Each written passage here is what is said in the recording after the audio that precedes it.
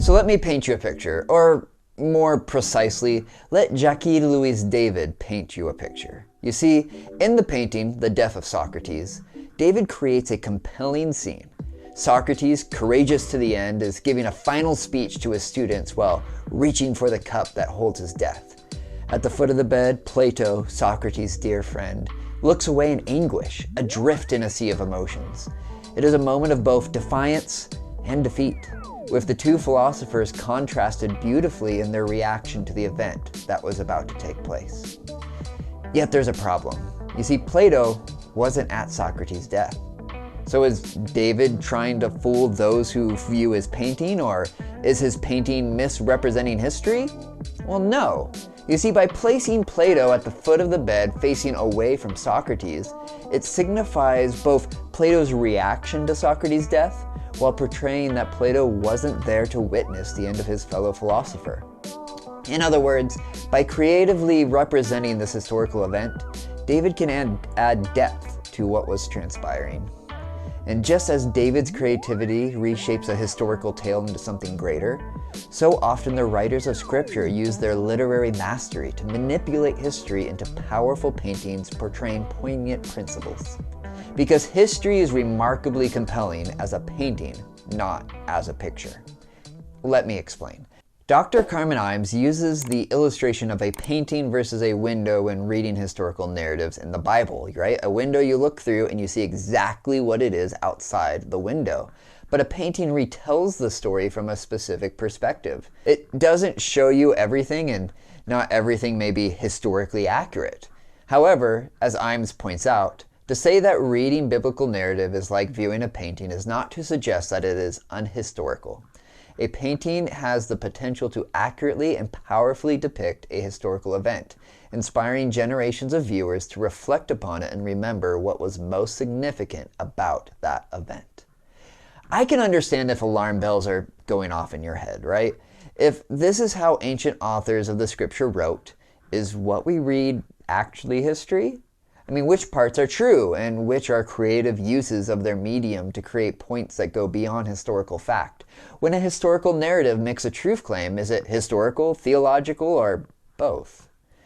But I think we all need to recognize a truth about the Bible that Phillips Long succinctly summarizes when he says, "The Bible is not a history book."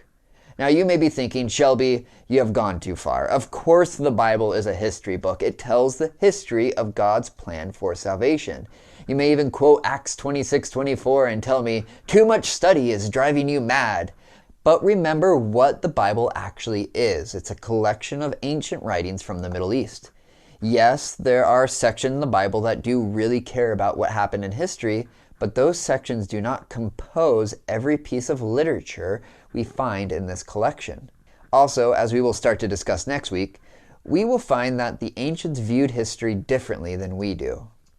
So from a technical point, the Bible is not a history book.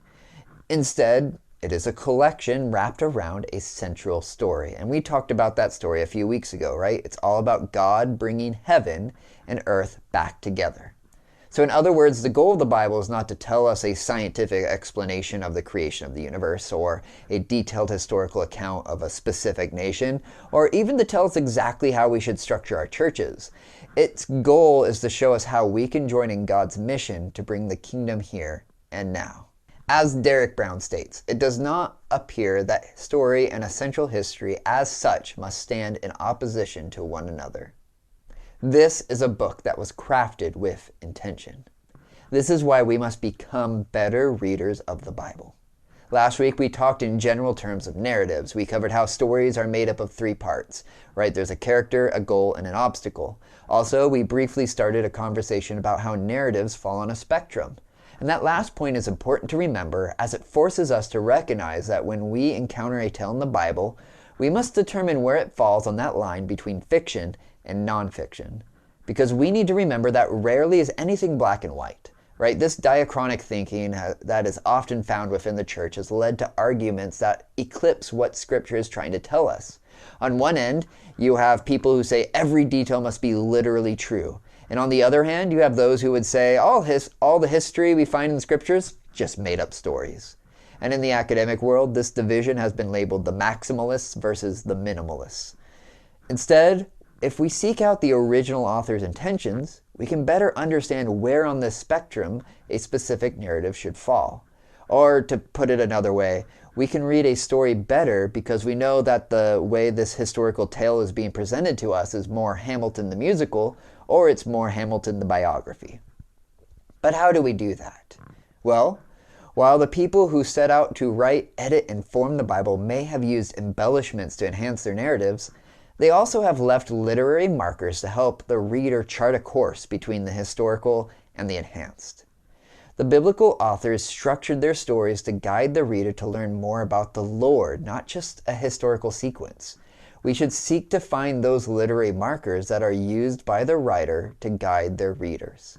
In other words, we must become better readers of the Bible.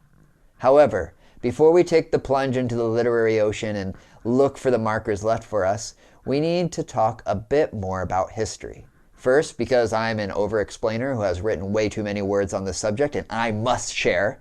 And second, because I also understand that if you have gotten through this whole video, you may be a bit shaken. I come from a tradition that skewed towards the Bible is completely literally true side. And if you fall that way, having someone tell you that biblical historical accuracy may not live up to modern standards can sound like someone is attacking the foundation of your faith. So to be able to confidently move forward, having a better understanding of what is history and historical narratives will make us better readers. Because some of the best places for us to learn about our Creator is in the stories that the Bible tells us. There is a beautiful portrait being painted by the writers of Scripture. Let's make sure we understand how these literary painters used their brushes so that we can fully appreciate the piece of art we have before us. Thank you again so much for watching. I hope that this was a blessing to you. I hope that this didn't just completely rock your faith or anything like that. I mean, if you have a lot of questions, leave it down in the comments. I will try my best to respond. But please like and subscribe if you haven't already, and I will see you next week.